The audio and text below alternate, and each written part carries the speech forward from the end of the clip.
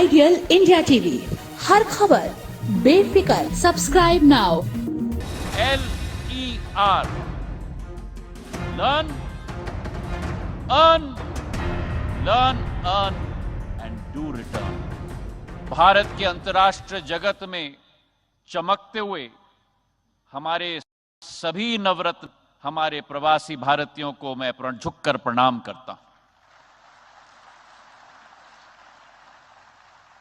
आज इस मंच पर हम भारत के राष्ट्रपति महोदया, गायना के राष्ट्रपति महोदया, सुरिनाम के राष्ट्रपति महोदय और आप सबका मध्य प्रदेश के मां अहिल्याबाई की नगरी में जो इतिहास, परंपरा, संस्कृति, अध्यात्म और आधुनिकता सभी का एक संगम है, इस इंदौर में आपका तहे दिल से हम स्वागत करते हैं। और हमें विश्वास है कि पिछले 2 दिनों में इस अतुल्य संगम का एहसास आपको जरूर हुआ होगा। एक लोकतंत्र में असली ताकत लोक माने जनता होती है, और वैसे ही किसी भी व्यक्ति की पहचान उसकी माटी और उसके देश से सदैव होती है। भारत के संदर्भ में एक पुरानी कहावत है, there is an age old adage that you can take an Indian out of India, but you can never take India out of any Indian. और भारत का कोई भी सपूत, कोई भी पुत्र पुत्री विश्व के किसी भी कोने में रहे हों, वो भारत का सपूत, पुत्र पुत्री कभी भी भारतीयता से जुदा नहीं हो सकता। और इसी सोच और विचार को भांपकर भारत के इतिहास में पहली बार भारत के पूर्व प्रधानमंत्री अटल बिहारी वाजपेयी जी ने 2002 में प्रवासी भारतीय दिवस की शुरुआत की। और उस समय से जब प्रवासी भारतीयों का एक अहम भूमिका रही, 1998 में जब भारत ने पहली बार पोखरण में परमाणु ब्लास्ट किए थे, और उस समय में जो अनेक देशों ने भारत के विरुद्ध सैंक्शन किए थे, अगर विश्व स्तर पर वो रुख बदलने का कार्य किसी ने किया था भारत के प्रति, तो हमारे प्रवासी भारतीयों ने जग जग में, देश देश में किया था।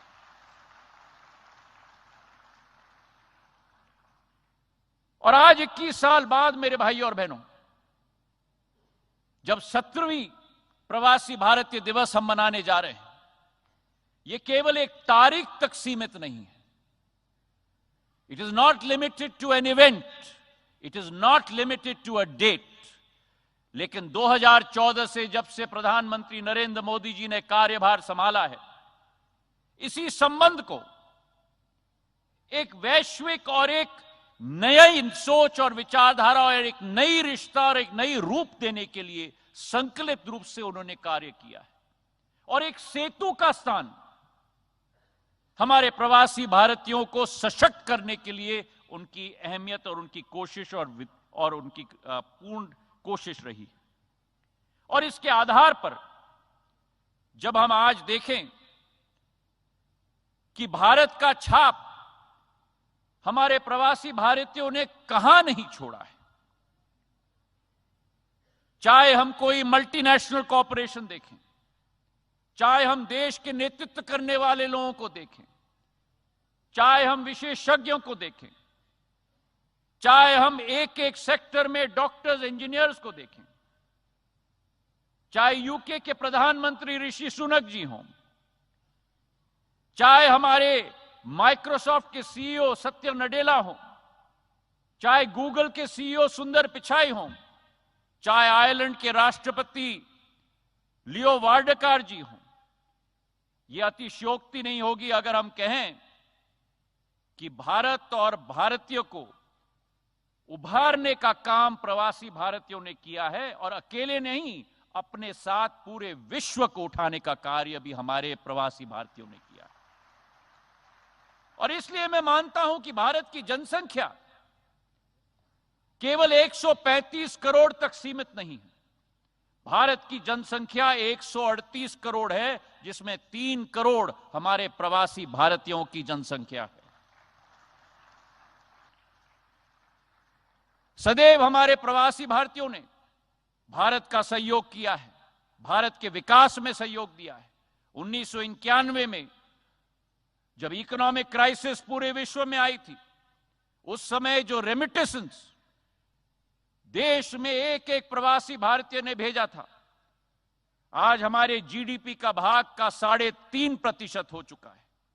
और मैं विटनेस हूं कि जब प्रधानमंत्री जी ने हम लोगों को भेजा था यूक्रेन और रूस से हमारे विद्यार्थियों को सुरक्षित वापस लाने के लिए, हमारे एक एक प्रवासी भारतीय ने, मुझे रोमानिया भेजा गया था, वहां बैठकर न दिन देखा न रात देखा, सेवा भाव के आधार पर कोई गाड़ी चला रहा है, कोई टेंट लगा रहा है, कोई खाने पका रहा है। हमारे एक एक विद्यार्थी को लाने के लिए दिन रात हमारे प्रवासी भारतीयों ने कार्य किया। तो आज आप सबको मैं प्रणाम करता हूं और आपको मैं सलाम करता हूं।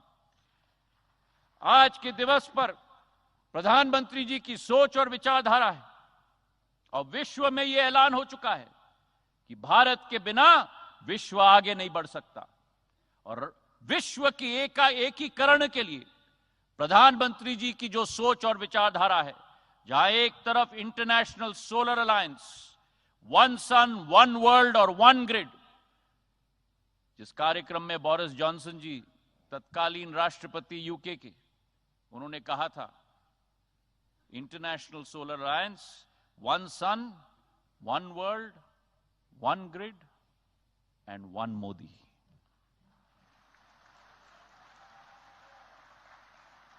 जिस प्रधानमंत्री जी ने इस वर्ष G20 की अध्यक्षता भारत कर रहा है, आजादी के अमृत महोत्सव के वर्ष में भारत आज विश्व पटल पर उजागर हो रहा है मेरे भाई और बहनों।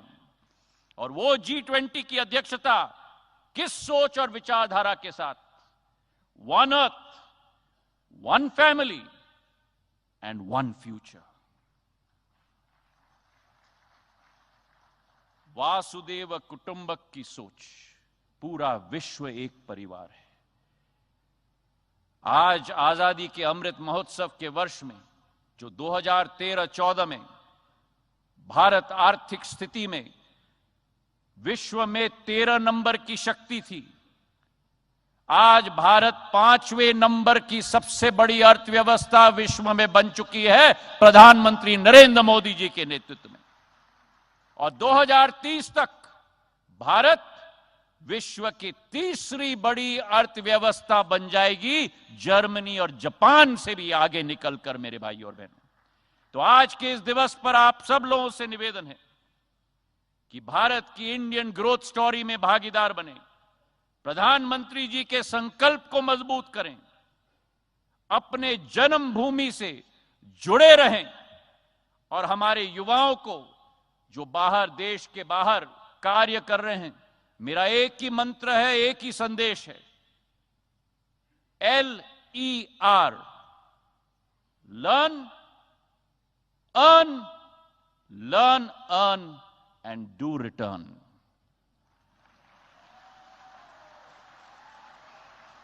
Learn, earn and do return, because your destiny is here with Mother India. मुझे विश्वास है कि आपकी भागीदारी के साथ भारत की यह सदी होगी। इसी भावना के साथ भारत माता की। आइडियल इंडिया टीवी, हर खबर बेफिक्र। Subscribe now.